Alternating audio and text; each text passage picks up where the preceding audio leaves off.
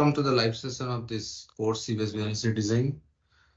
Please feel free to ask questions, directly type in the chat box. I'll be happy to answer any questions you have.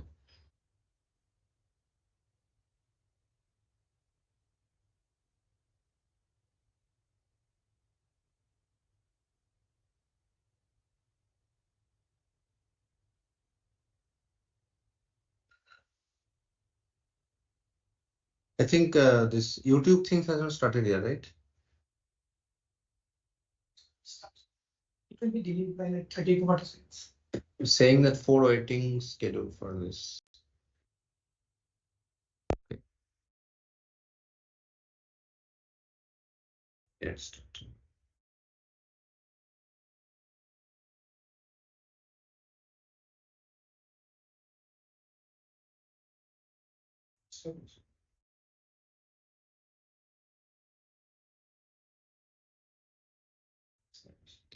Okay. Yeah. So good afternoon, everyone.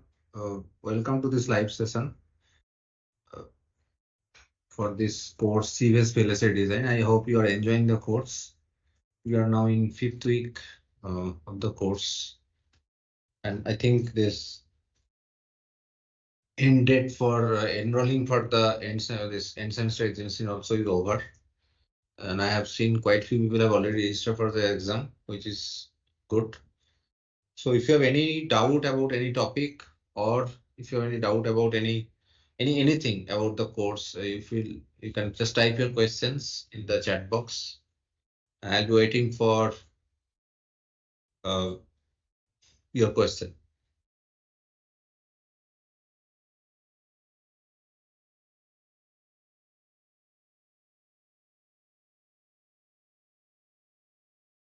So I hope you have already seen the course plan. In the first half of the course, I talk about this theory of the course, that what are the algorithms running behind this HLS tool, specifically what kind of algorithm you need for scheduling, allocation, binding, what are the steps are there, those things. And in the second half,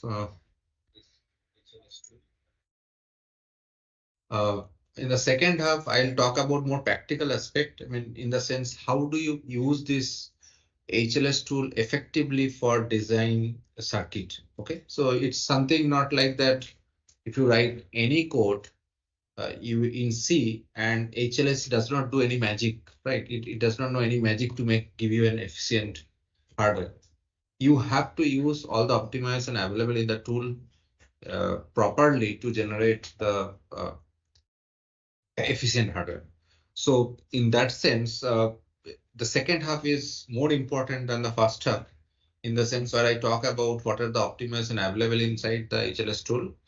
Also, what are the impact, how they impact on the latency area, and those things. And then I also talked about how to write an efficiency code. Right? It's not that when there are certain things that will make an obstacle for the HLS tool to generate an efficient hardware, right? So you should understand how should you write your C code, or how do you modify your C code so that you can generate an efficient hardware. And I can tell you with confidence that this is very useful course. And if you know little bit about the theory, how HLS works, what are the optimization is there, and how to utilize them, you can generate very efficient hardware. And people are using, I mean, in the industry, almost every semiconductor house are using nowadays this HLS tool, right? So knowing this theory is extremely important if you want to work in this hardware accelerator design domain. Although you may be an electronics engineer, you are efficient enough to write very low code directly, but that might take days, right? And if HLS can generate in minutes, there is a huge benefits you can you will get in terms of time required to get your hardware, right? And another important aspect is that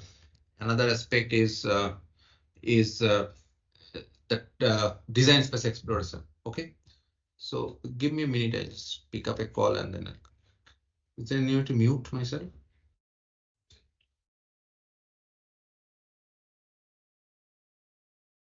Hello.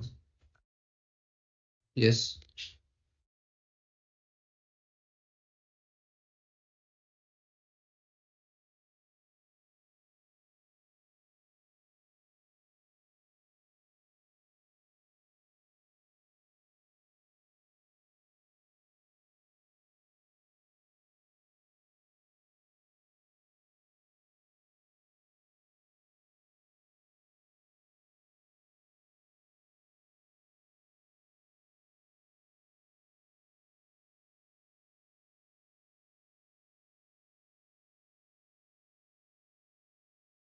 Sorry for the interruption because I was having some call I have to pick up. Yeah, so what I was saying is basically if the design space exploration is very much easy with HLS, right? So you can generate an area efficient design, a power efficient design, latency efficient design, all in minutes from the same C code. But if I ask you to write a Verilog code that is having minimum area for the specification, minimum latency for the specification, uh, or say consume minimum power for a specification, it takes a lot of time. You have to start from scratch, right? You cannot just make some small changes and one latency efficient design will become area efficient. So that way this course is very, very useful and people are use it widely. Let's see, there are few questions already. So the first question uh, from Chintu. Yes, this is the first live session and there will be two more. Okay. In every month, effectively it's a 3 months course. So every month we'll have a live session. This is the first one. We'll have another one in September 20 or something around that time. And then there'll be another in October. Yeah, good evening. Dilip has one question. Can you please explain week 4 assignment Q9 with data dependency is timestamp? I don't have the, can you just paste the question here because I don't have the questions with me here. Is there any way to access this assignment? Yeah, yeah. Can you put it here? Yeah, so let me take other questions by the, but because I need to see the what was the question there and then I can answer. So Monikanto has a question that currently working in the FPGA company. Is this course useful? Yeah, this is useful because all FPGA company has their own HLS tool, right? If you are working in AMD or say Xilinx, you have Vivato HLS, which I usually use here. Even this Alter has their own HLS tool, and Synopsys also provide things for that. So, I mean, for FPGA, I think this is more useful in the sense that you can generate many IPs and you integrate, and then you can dump things into FPGA board and see it, right? So that way, and nowadays we use multiple FPGAs. So area is not a serious concern anymore in FPGA. So you can easily generate hardware from a specification with this tool. I think for this course, anybody who want to work in this hardware accelerator domain, targeting FPGA or ASIC architecture, so this is can be a good tool just to give you quick hardware, right? Yeah. So I need a week 4 assignment. Hmm. Okay, good evening. So please post your questions. I have seen quite few forum questions on the forum. So thank you for attending the course sincerely. And I have, but it's Question the screen. Can you see it? YouTube screen. Should be available. It should be visible on the YouTube channel. Is the question visible? No, let me just see. Huh? Just a sec. So I try to get the question so that I can answer Dilip answer.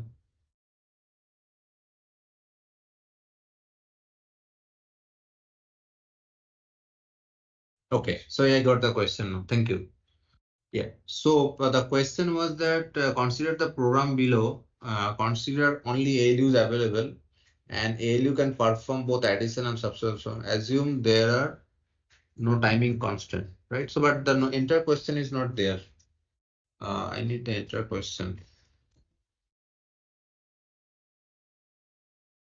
So, what was the what is your query? Let me just see.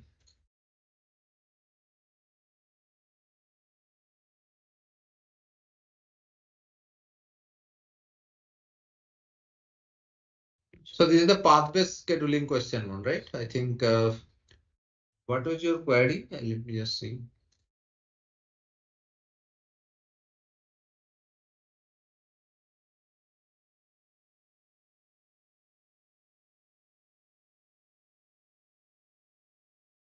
Can you explain the week for assignment for allowing the dependency at each timestamp? So, so this is this question is given for that path-based scheduling, right? So if you okay, thank you. So for these questions, you please see the video that I've talked about. So here, the significant difference between the normal basic block-based scheduling versus path-based scheduling is that in normal basic block-based scheduling, we take one basic block at a time. So there are a set of instruction. So there is no control flow. And we find out the data dependency, and then we apply different scheduling algorithm like MLRC or MRLC just to see how many timestamps are needed to execute the behavior, right? Satisfying all the timing constant, data dependency constants, and all. In path-based scheduling, what it does, you basically identify all possible path, right, in your behavior, and you try to schedule the path independently, right? And then you try to combine the paths together. So that's the basic idea. Uh, so advantage of this path-based scheduling is that you can actually get much more efficient schedule where you can actually have the operation of two different basic block and be put into same clock. Because if there is no other constant like say ALU and all. So for example, in this question, you have only one ALU available, right? So now you cannot do two operation in one clock. So that will basically restrict, right? If I have given two ALU, you could have performed operations, two ALU operations in one clock or in one timestamp, right? So this way, this path-based scheduling identify the possible state for the path, not within the behavior. Okay. I hope this answer your questions. So please follow that path-based scheduling lecture that will you'll able to answer the question. Okay. So to get the how many states you need for the final FSM, you have to see what is the number of states needed for each path, right? And then you have to kind of take a union of that, right? So usually if you can identify what is the number of paths for each number of states needed for each path, the maximum of that will be the number of states in the FSM. Okay. So this I have solved one example entirely in the video lecture. If you just follow the lecture, you'll be able to answer this question. This is just some modification from the question that I've given in the video lecture. Okay, I hope you'll be able to solve. If you do not, please put the question in the group. We'll answer it, and anyway, we'll upload the solution as well. Okay. So there is one question from Dhruv that how good evening, sir. Got up in the meeting in office, so sorry could not be part of the interaction. Yeah, sorry, I understand. Uh, yeah, hope this course is useful for you and you are learning the things and it is useful for your office work as well. So there is one more question that what is the career opportunity learning this course? So I cannot guarantee that we'll get a job out of it, but I have talked to people. So recently I visited a couple of conferences and I have met people from Google, Samsung, even Intel. They have done this course in the earlier version and they told that the course was useful for their work that they have done in office. So I hope this course is useful even for getting a job, right? But I cannot guarantee that, right? But meeting people who have done the course and many people I can tell you they are doing from industry. I mean, they are already working in company like Intel, Qualcomm, Samsung, even Google Silicon, and they are doing this course seriously. And I met some of them in recent conference and they are told that this is useful. So I hope this is something useful. Okay. So I have already answered Chintu's question. Yeah, there'll be two more live sessions. Okay. There will be two more live sessions in this course, right? One in September, one in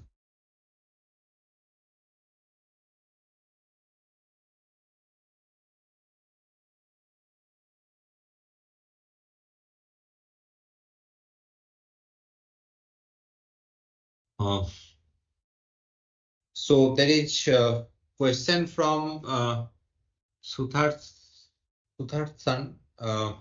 What is the difference between ASAP and AFFE? These are completely two different algorithms.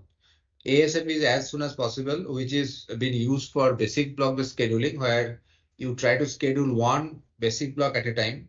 And AFFE is basically path-based algorithm as fast as possible, right? It's basically it's take the entire path, not one basic block, right? So the input to this particular algorithm is completely different. ASAP, you will give one basic block, set of operations at a time, and you try to find out the minimum time step needed for those operations. And in AAPP, I'll give a one path at a time. And this path, you try to figure out what is the minimum time you need for the operations in the path. And this path covers many basic blocks, right? So the path goes through multiple basic blocks from the start state to end state, right? So this way, these are a completely different algorithm. Please see my that ASAP ALP algorithm. I think it's been taught in the third or fourth lecture, and then AFP in the week 4. Then you'll be able to see the difference.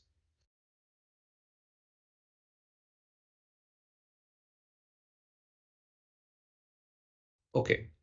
Any other questions? Sai Sarup has a question. Good evening, sir. Will this course be offered again in the next semester or next year? That is not in my hand. It is depend on NPTEL. If NPTEL wants, we can offer. Usually it is being offered for, this is the fourth occurrence of this course, right? This is, and there are quite few people have already registered for this course. I hope this will be offered in the next July again. But this is not in my hand. It depends on NPTEL. The one more question on Suthar Sanan is that if in AFAP, if we consider resource constraint, then it will become ASAP? No.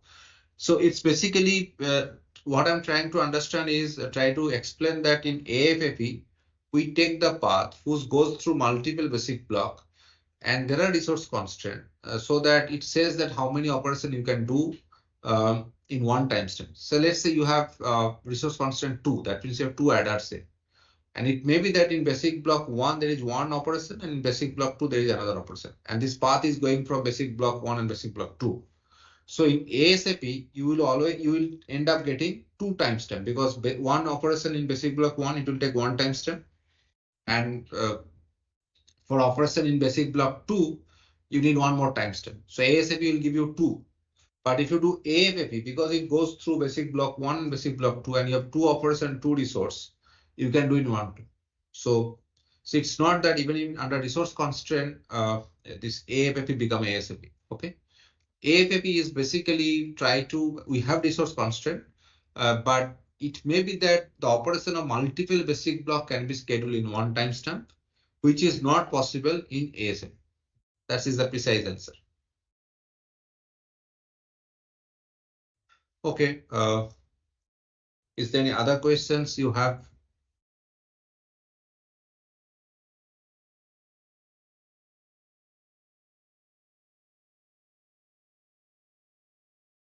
Yeah, so one more questions in upcoming videos. Is there any videos related to the practical approaches? Yes.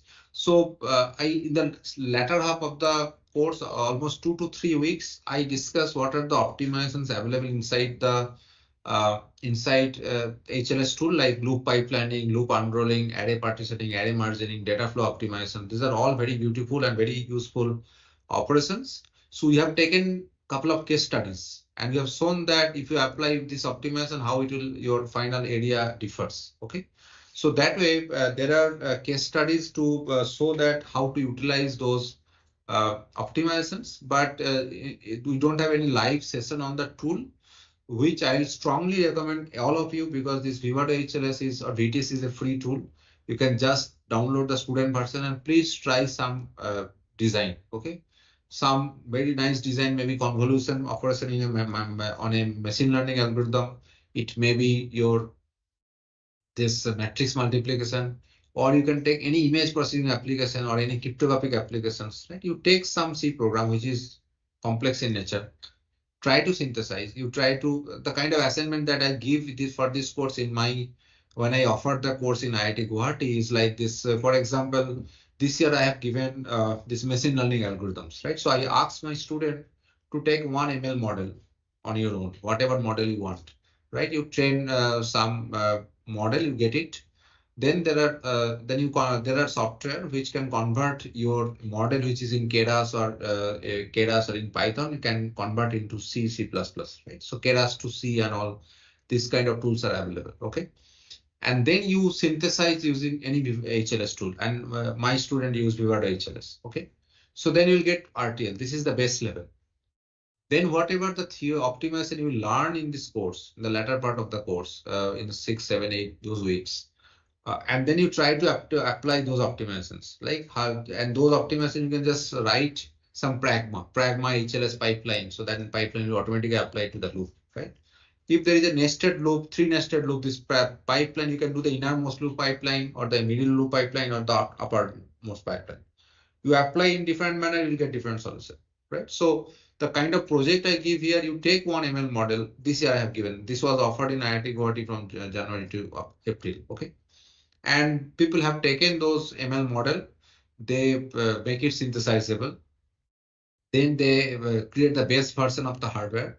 Then I asked them to generate one area efficient design, one latency efficient design. So then you need to know which optimization to be applied where, so that HLS can generate a good hardware in terms of area. Your area is less, or it can generate a hardware where your number of timestamp is less. Latency is nothing but number of timestamp, right?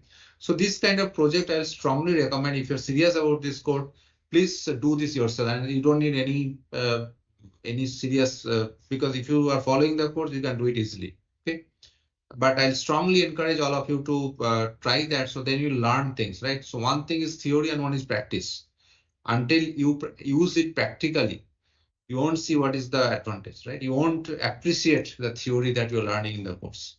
So I strongly recommend all of you to download the VTS or Vivado HLS. It is free for all students, and take any design. It may be image processing, it can be cryptographic design, maybe AES, DS, RSA. Those code are all available in market, in internet. You can just download. You can take any image processing application like I mean, many image processing applications are there, right? Edge finding, uh, uh, make it black and white, or so many contrast enhancement. There are so many algorithms are available, right? You can take any algorithms and try to synthesize, right? Or you can take ML models, right? Which these are all possibilities. Okay. Uh, Other than this video, is there any other resources to learn more about the HLS? I would suggest you should use the user manual of the software, right? So there a lot of interesting example was given. That's something is useful in my opinion. Okay, so so that way you will understand what are the optimizations available and how to utilize them, right? So I'll suggest, in VTS has a very nice user manual. So you can just download that and try to see what are the optimization they talked about, and you can utilize them. Okay. There's one more question from Sriram. Sir, I have completed your digital design in Verilog and now currently doing this course. The next code I have to do in my interest in line front-end VLSI domain, and any follow-up courses from your site next semester. I'm really comfortable with your teaching method.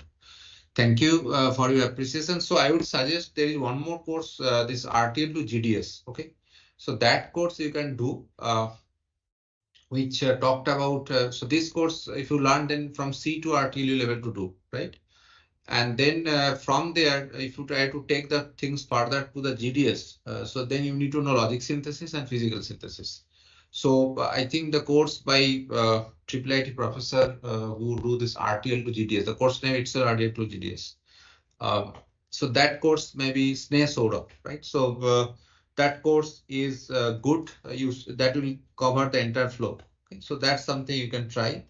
And if you want to know more theory, there are courses like this physical design or logic synthesis, CAD for VLSI. Those courses, I think they are in NPTEL. You can go through it. But I would suggest this RTL to GDS maybe a good follow-up course after this course. Okay. I don't have any immediate plan to offer new courses. In long run, I'm planning to do courses on formal verification side, but that's may not be next semester. Okay, so I'll see. From my side, there are these two courses: this digital design with Verilog, and then this CBS VLSI design. And RTF to GDS may be a good course. You should cover that. And if you're interested in verification, maybe in a year or so, probably I'll offer one more course on formal verification of hardware. How do you basically verify design? Okay, what are the theory needed? So there is a question that I'm working as an RTL design engineer. I know VSDL and digital electronics concept for HLS.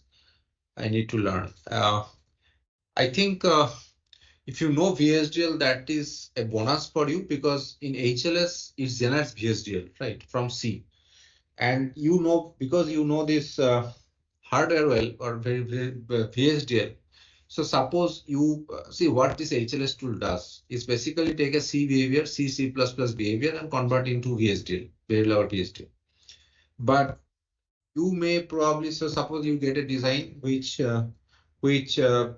basically say mm, uh, generate, but say suppose your target clock is 10 nanosecond and it's generating a clock is say 15 nanosecond. So that means the design you got uh, is not good enough, right? So then you know what are the strategy you usually follow in the Verilog or VSDL to make the code improve the timing or critical path, right? And there are way you can actually instruct HLS to do that. Okay, so you don't need to modify your code, right? You understand what is the problem, and then you go back and ask the HLS to do something, and it will generate a design which clock period will improve. Okay. In other sense, suppose you got a design in VSDL and you found that it has area is too high, you are not able to map into an FPGA board, right? FPGA may have say 1 lakh LUT and you are generating a design with 1.5 lakh LUTs, right? So then you need to know what optimization you can do inside HLS so that I can generate the design again where the LUT will reduce, right? And some of the strategy, like if you are already applying unroll, you stop unroll and you apply pipeline, so that will reduce your area, right? So if you know these tricks, then you can just go back. You just know your Verilog or VSDL because you are a hardware engineer. You know more detail about what you are getting, and then learn from that, and you instruct HLS to do appropriate action so that you generate a Verilog which is useful, right? So if you know this RTL engineer, so you'll able to use more it will be more useful for you, and it will be easier for you to use HLS because you know the hardware context.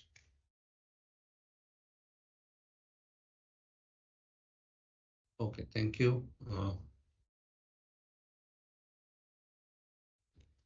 Is there any other questions?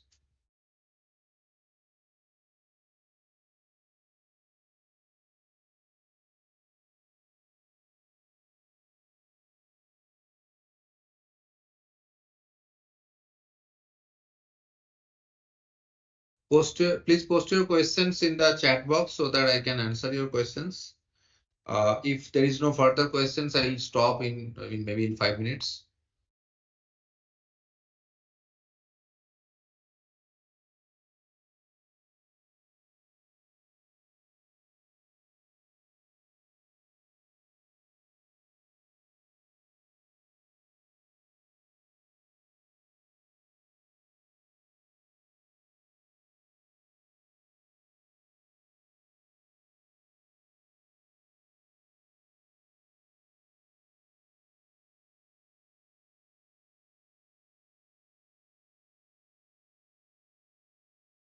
Sorry, I was to have to pick up a call. So sorry. Okay. Is there any other questions? Yeah, one. Is there any other questions from your side? Otherwise, in a couple of minutes, we'll wind up. Thank you for your interest in attending this live session. I try to make this course useful, make it practical. And I have a lot of positive feedback as well that this course is getting useful for their research or say in industry job. Hope this will be useful for you as well. So there is a question that we can only convert C code into RTL. We can also convert Python code into RTL. Yes, we can actually do Python to RTL also. There are two ways effectively. One is basically there are code in GitHub. You can just search Keras to CI. You just type it here.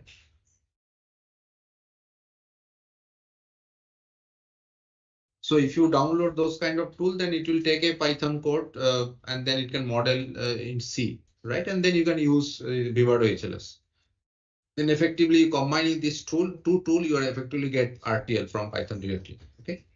The other option is there are tool like HLS for ML. You can search in Google, and those are open source tool that HLS for ML, where you can give directly Python and internally it does thing, right? It basically convert things into C and then call Vivado HLS to synthesize the design. So this is kind of HLS for ML is basically union of Vivado HLS and Keras to C. Basically HLS and Python to C converter union together, or you can use it separately. Okay.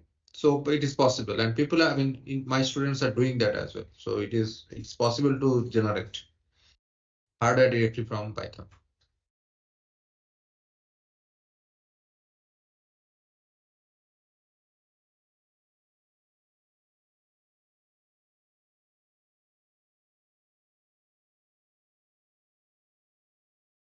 Okay, looks like there is no further questions, so I'll wait for a couple of minutes. And if I do not get any further questions, then we'll wind off this session.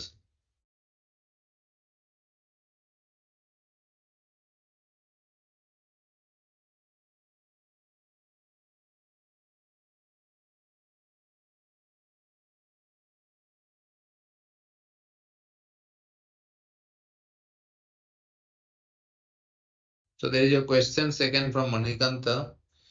Uh, the question, so there are a couple of questions. So let me answer one by one. The question is that we learned a lot of scheduling algorithm for first 4 weeks. Which scheduling algorithm is used in practical? It's a good question. So usually the list scheduling is used in practice. So I was working in an industry where we develop HLS tool. We used to implement HLS list scheduling because list scheduling has benefit that is very fast. You have to make this tool faster, right? If it takes 2 hours to generate RTL, nobody is going to use it, right? So you have to make the tool fast, and list schedule is very efficient algorithm, and most of the time it gives a good solution. Okay. So either this is MLRC or MRLC, but list scheduling is the tool that, I mean, most of the commercial tool this has been implemented. Okay. But why, then you can ask me why I've taught 3 4 different algorithms, right? So if you're working in a research domain, right? This course I try to make such that if people want to work as a researcher in this HLS, this course will be useful for them. So if you're working in say this scheduling problem, so you can think about a different list scheduling algorithm. Or instead of force related scheduling, why don't you use ML there, right? You just try to use ML for helping this scheduling problem, right? So this kind of many research problem you can think of, and unless you know little bit various algorithm, you're not able to think in a different direction, right? So I put purposefully certain algorithms in scheduling because that is the most complex tasks inside HLS, and that makes everything decided, right? Everything decide on how to schedule. If your schedule is good, you'll be able to generate a good hardware. If your schedule is bad, then your hardware will be not as good as you expect, right? So that's why we usually uh, uh, that's why I put this HLS scheduling part as well.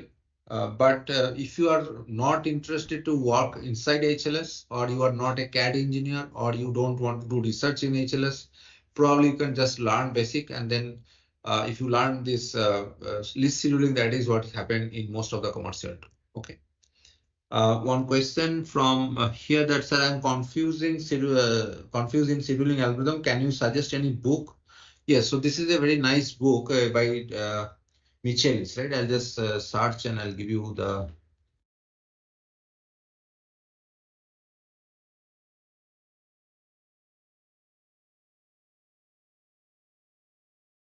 So this book is very nice book. I can just copy and I'll tell you. Just a second. Give me 1 minute. I'm searching the book.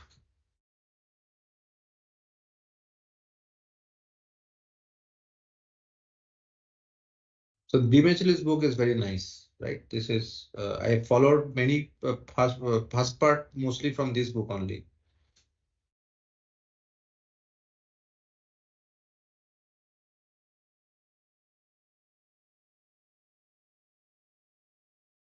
And this book has Indian edition, which is just only 400 rupees or 300 rupees, so you can buy. And soft copy of the book is also available. It is there's no mouse for this laptop, right?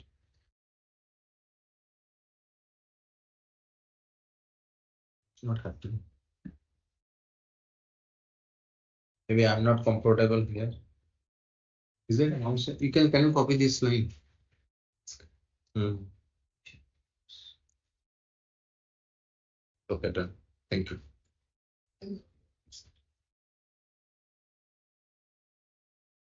Yes, I mentioned this book in the chat, and that's something you can just use. And this book, Indian version is available, 300, 400 rupees, and soft copy available. But this is very nice book. Is there any other question? Arjun say your engaging lectures and helpful feedback have been truly inspiring. Thank you. Thank you for your comment and appreciation. Hemant has one question. Recently completed bachelor degree. What is the possibility to work under your supervision as a research intern? Uh, one possibility, I think one student this year joined with me who has done well. I think this NPTEL has one fellowship where they give it for 1 year, okay, and they give 25,000 as fellowship, and you can work for 1 year with professors, okay. You can try that, which is I think a very good opportunity because you'll know how what kind of research I'm doing, and then. If you are interested, you can do higher study with me as well, right? As a PhD or MS. So I think that something is a good opportunity for people who are very sincere about this as a research in this domain. But one of the selection criteria is basically you have to do well in this course, right? The other one is the internship, which I usually take through NPTEL also, where the top 8 performer or top 5 performers will be given opportunity to pursue internship with me here in IIT Guwahati, which also I think is useful, but I don't take any online intern. Okay, online internship I don't take. So if you plan to do online, I won't able to help you, right? But if you're seriously interested about this domain, uh, then please try to perform well in this course and try to show that you're good enough, right? Because honestly, there are many internship application we got, right? And most of the time, I understand from your perspective that you are writing to everybody, right? I want to give one suggestion about this, okay? I mean, we got many email and just it looks like a generic email you send to all 100 professors, okay? If you write a generic email, how it will attract me, right? If I get 100 email, how do I say that you are sincere about my course or you are sincere to work with me? There are students, even he approached me in NPT, LinkedIn, and I have asked him to come for here and do the internship with me. But you have to show that you are really interested to work with me. And how can you write that? So if you write a generic email, nobody will respond. Very simple. You have to see what I'm working, and you have to read probably a couple of papers what I'm doing, and you see whether you are genuinely interested or not, right? So, and then you write an email which have a subject which basically talks about what you are liking about my research, what exactly topic in which you want to work. Is it something you want to work on a network and you're sending email to me? It's a completely orthogonal. I don't know anything on network, right? So, so you don't help, right? If you are really interested to work with me, there are people, right? This time I have taken around 10 interns, and most of them have performed really well here. And we are almost writing 2 papers from the summer internship with students who have worked with me. So it's not that I'm not taking interns, but I'm taking interns who really want to work with me, and they're serious about my domain, right? So, and there are a couple of opportunities through NPTEL that I have already specified. And other than also IIT Guwahati offers internship. This semester we have taken 84 interns in the entire department. Okay. And I think 6 came from department internship to me. So the process is like around February or application process start, you can submit, but please try to be specific to a professor you really want to work. It's not that you want to get a certificate, right? That won't help. If you're really interested about my research domain, please read my papers, see what kind of research I'm doing. There are a lot of materials available in internet which I work, and try to gather and you feel that really that internship will help you.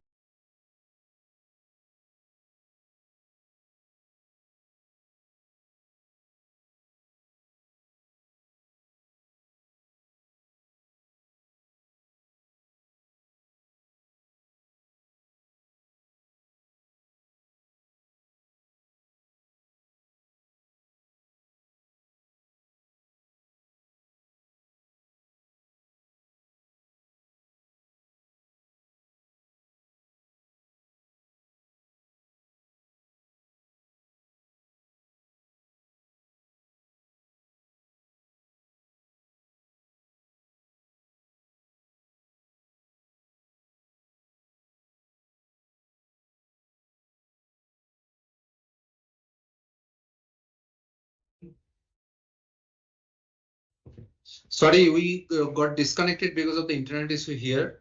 Yes, the meeting is still on. I think there was a, so let me see, is there any other questions came?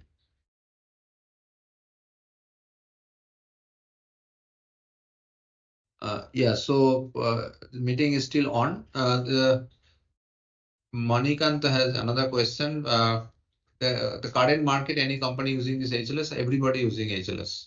I can tell you almost all semiconductor industry people use HLS. So, I mean, they use for various purpose, ML hardware, uh, different accelerators, people use HLS. Okay, I think I have answered all questions. Um, if there is no further questions, then we'll wind up in 2 minutes.